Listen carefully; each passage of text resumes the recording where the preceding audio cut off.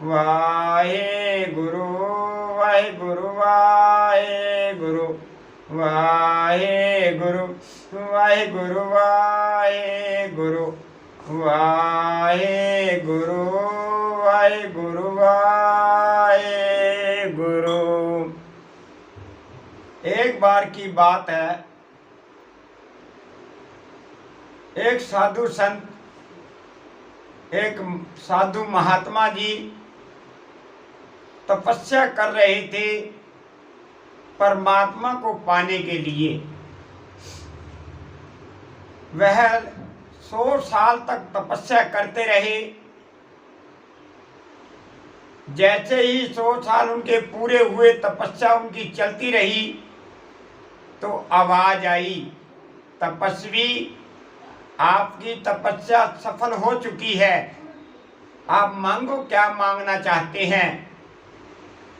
क्या आपकी तपस्या का फल मांगना चाहते हैं या आशीर्वाद लेना चाहते हैं। तो उस तपस्वी के अंदर अहंकार, मैं की भावना पैदा हो गई थी।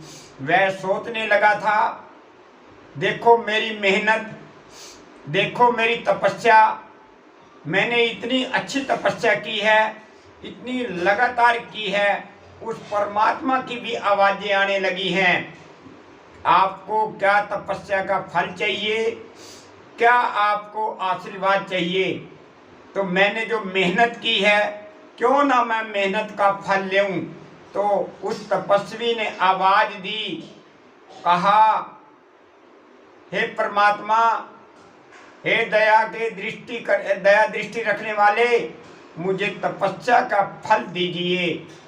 तो जैसे ही तपस्वी ने ये शब्द कहे, उसी समय जिस शिला के ऊपर, जिस पत्थर के ऊपर बैठकर उसने तपस्या की थी, उसी समय वह शिला, वह पत्थर स्वरूप बनकर सामने आ गया और उसने आवाज दी, हे मालिक, हे परमात्मा, इस तपस्वी के अंदर अहंकार आ गया है, मैं की भावना हो गई है, ये सोचने लगा है पता नहीं मैं क्या हो गया हूँ।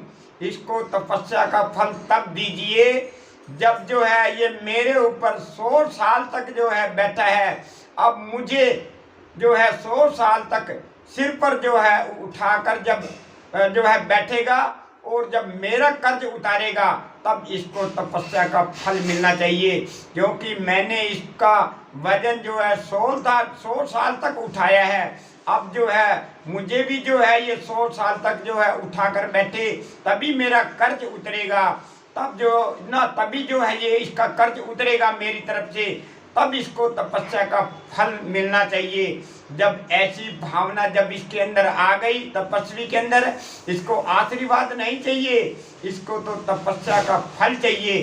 तो जब ऐसी बात सुनकर तपस्वी के जो है पैरों के नीचे जमीन खिसक गई। उसके अंदर अहंकार की भावना, मैं की भावना तुरंत खत्म हो गई। उसको पता लग गया कि वास्तव में मैंने जो तपस्या की है, मैंने जो है मालिक को, परमात्मा को पाने के लिए कुछ किया है, तो मैं तो केवल उनकी मेहनत मांग रहा हूँ उनसे, मेरी बहुत बड़ी भूल हुई है।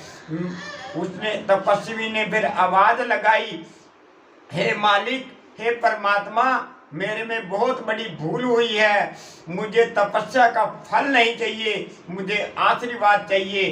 तो कहने का अर्थ यही है, हम यदि भगवान को याद करते हैं तो हमें ये नहीं कहना चाहिए हम कितनी देर भगवान को याद करते हैं, क्यों करते हैं, हम बहुत बड़े महात्मा हो गए, हमें जो है इसका फल मिलना चाहिए। ऐसे शब्द हमें कभी नहीं कहने चाहिए। जब जो है ऐसे शब्द हम कहने लग जाएंगे तो आप चाहे 24 घंटे के अंदर 20 घंटे गुरुद्वारे, मंदिर, मस्जिद, गिरजाघर बैठे रहो और वहां पर उस परमात्मा को याद करते रहो, किसी प्रकार का लाभ नहीं है। लेकिन आपके अंदर इस बात की भावना होनी चाहिए, मैं जो भी कुछ परमात्मा को याद करता हूँ, मुझे उसका फल नहीं, मुझे आशीर्वाद चाहिए, मुझे जो है उनके चरणों में स्थान चाहिए, यही यदि आपकी भावना होगी तो मान के चलना, आपका जीवन सफल हो जाएगा।